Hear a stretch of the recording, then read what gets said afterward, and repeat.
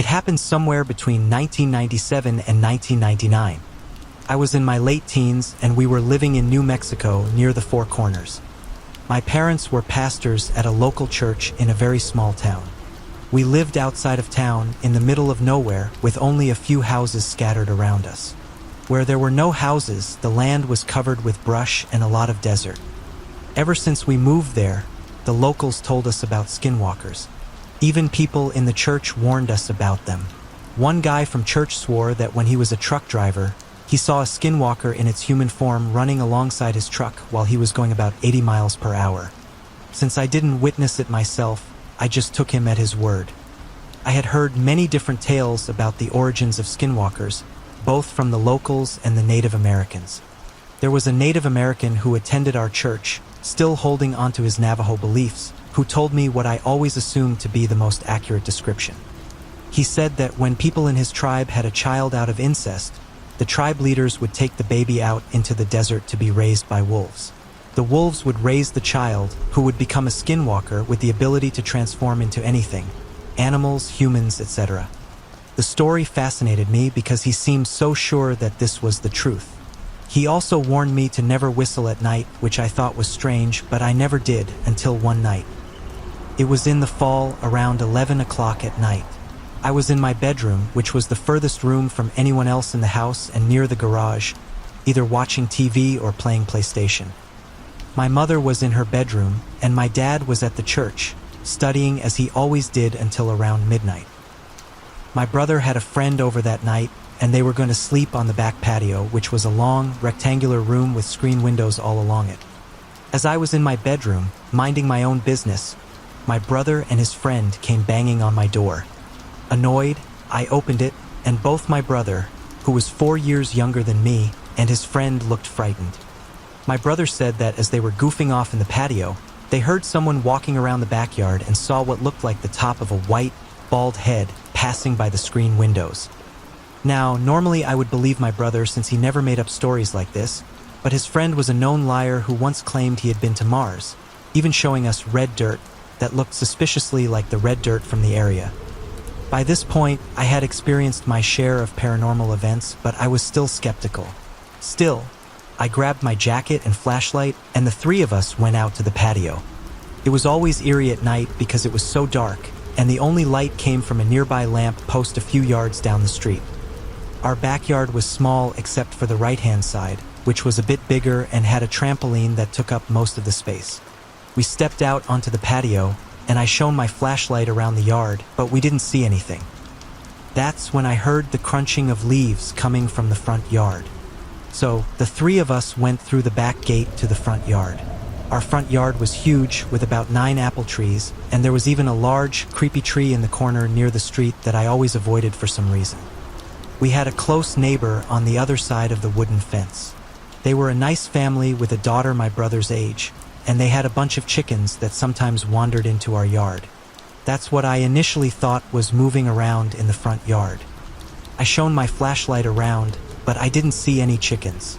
Instead, I saw something white dart behind a tree near the fence, and my curiosity spiked.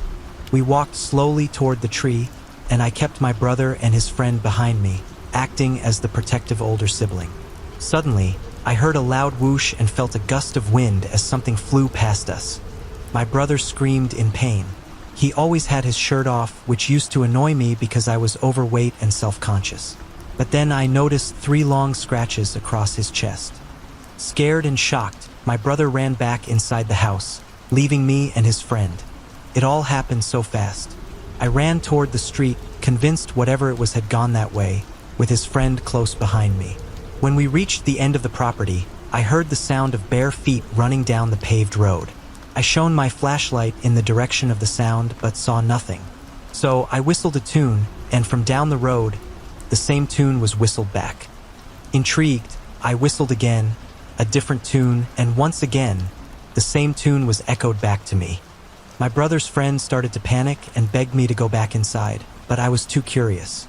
I whistled a 3rd time, and that's when we heard a male voice, very close by, say, "Hey kid, come here." Without a second thought, we both bolted back into the house. We ran to tell my mother what had happened, and she was already alarmed, tending to my brother's scratches. We explained everything, and my mother told us to stay inside. She'd had some frightening paranormal experiences herself, which I'll need to share someday, so she believed us. I've never forgotten that encounter. My brother brushes it off nowadays, acting like it wasn't a big deal, but I know differently. So does my mother. It's one of the many incidents in my life that still bothers me to this day.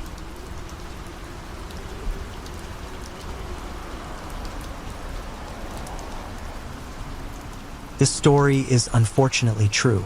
I've changed names and ages slightly for privacy. I grew up in the Sierra Nevadas. It's a beautiful part of the world, with sprawling pines, rugged mountains, and crystalline lakes.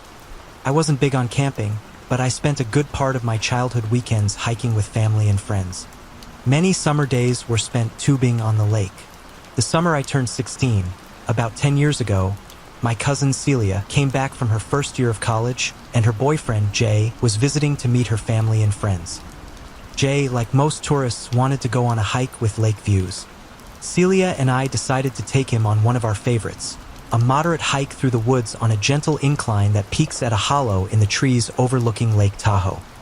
Jay had some hiking experience, albeit in less rugged terrain, and we thought this hike would be a fun challenge with the spectacular views he wanted.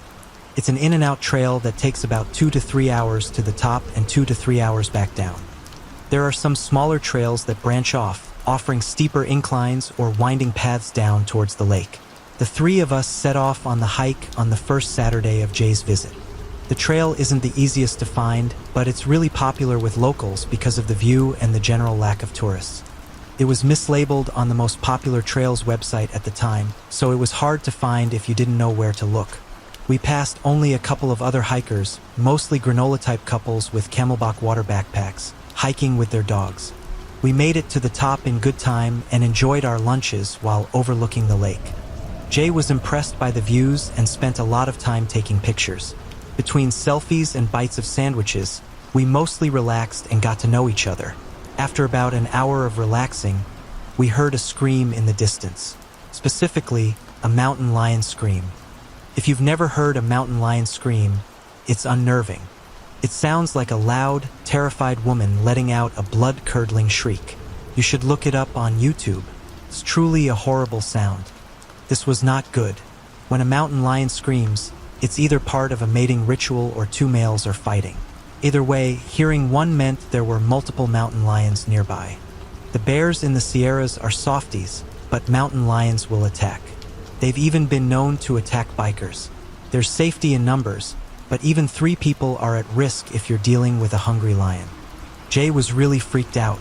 There weren't any large predators where he was from, and the thought of an animal willing to eat him was disturbing. Celia and I were wary but not alarmed. Between the natural disasters in the region, earthquakes, wildfires, blizzards, and the sometimes deadly wild animals, we were fairly unshakable. We'd seen plenty of bears and snakes on hikes, and sometimes encountering critters is just part of enjoying nature. It wasn't the first time we had heard mountain lions, and we had both seen them before, mostly from the safety of a cabin or house. There was even a time, as kids, when we laid out expensive stakes in my backyard, hoping to lure a mountain lion to take pictures. It didn't work, and my mother was not happy about the stakes. Anyway, Celia and I told Jay that we needed to pack up and head back down the mountain. We packed up our lunch and set off at a brisk pace. About 40 minutes into the hike back, Jay realized he'd forgotten his phone at the lookout.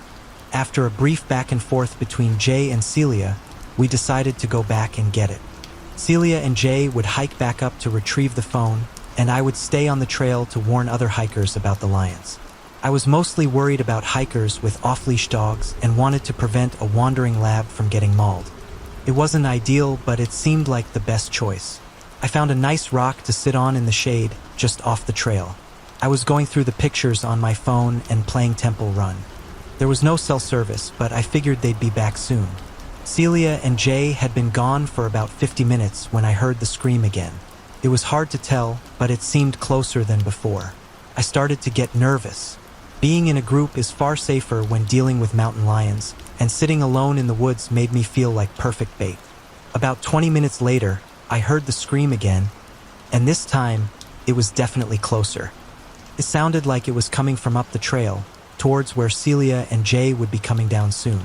I really hoped. I knew lions don't scream when hunting. They're quiet then. If one was hunting me, I wouldn't hear it.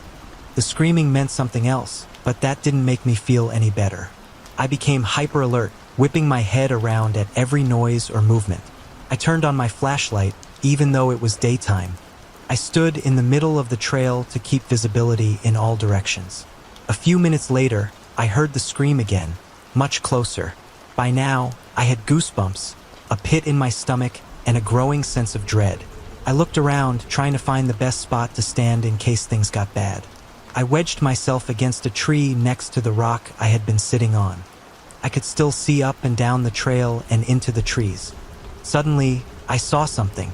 Standing still about 20 feet up the trail was a man. He was completely naked, filthy, and skinny. He just stood there, looking at me. I didn't hear him come up. It was like he appeared out of nowhere, especially since I had been watching in that direction for the lion. If you don't know the area, it's easy to get lost. People can panic and get more lost trying to find their way back. It doesn't take long for someone to become disoriented and a bit crazy. The infamous Donner Party incident happened maybe an hour from where I was. My first thought was that this man was a lost hiker. Judging by how dirty he was, he'd been lost for a while. He probably needed help. I'd heard of people with hypothermia stripping off their clothes, and I thought that's what might have happened. It was summer, though, so hypothermia didn't make sense. I started walking towards him, asking if he was okay. Suddenly, I got this overwhelming feeling of wrongness. I can't describe it, but the dread tripled, and the hairs on my neck stood up. I stopped, now about 15 feet away, and had the urge to run. Everything about him seemed wrong. Instead of wanting to help, I was terrified.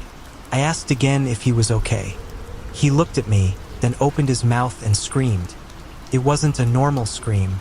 He screamed like the mountain lion. It was a high-pitched, keening shriek that made my blood run cold. I realized we'd probably been hearing him the whole time. It was the most terrifying thing I've ever seen. I screamed too. I was ready to run down the trail, but I didn't want to turn my back on him.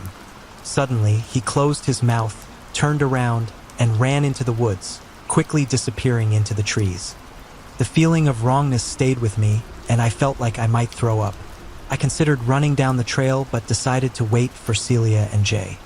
Thankfully, they arrived about 10 or 15 minutes later. I told them what happened, and we decided to call it in to the rangers once we got service. Celia and I had seen odd things in our lives, but she turned pale when I told her what happened. Apparently, they hadn't heard or seen anything on the way down. I've been deeply unsettled ever since.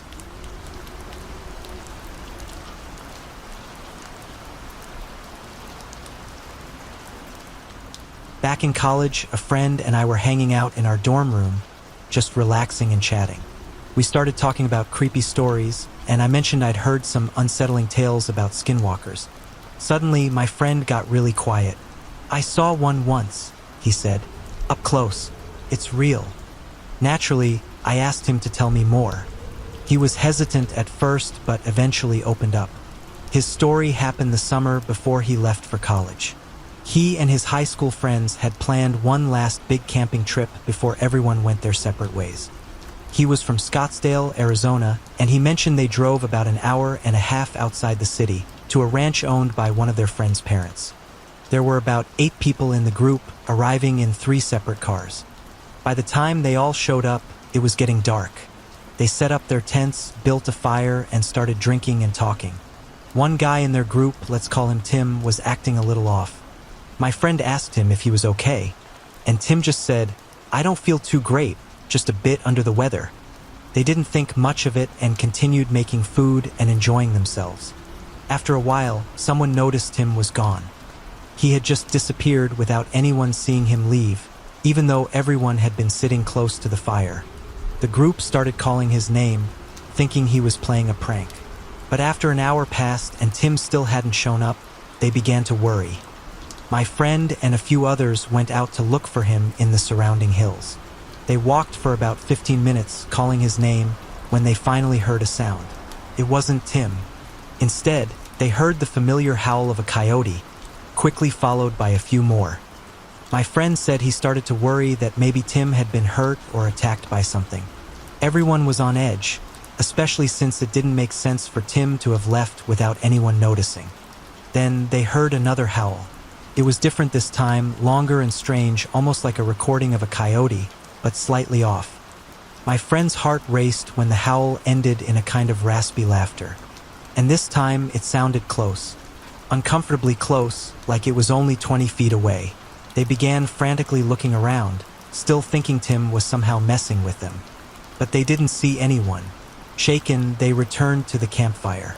By now, everyone was really concerned. They started talking about calling the authorities when suddenly, a truck pulled up to the campsite. It was Tim's truck.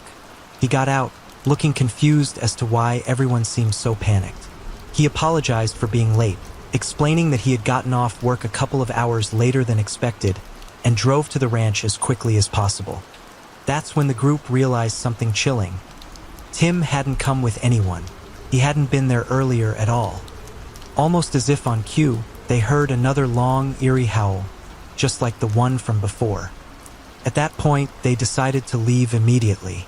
They ended up staying at a nearby campground for the rest of the night, and nothing unusual happened after that. But my friend says he still thinks about it. He remembers asking Tim if he was feeling all right earlier that evening and how he could tell something was off. Now, he's convinced that whatever it wasn't Tim. It was something else. Something that had taken on his friend's appearance for reasons he can't explain. How it knew what Tim looked and sounded like, he doesn't know. Maybe it had somehow gotten inside their heads.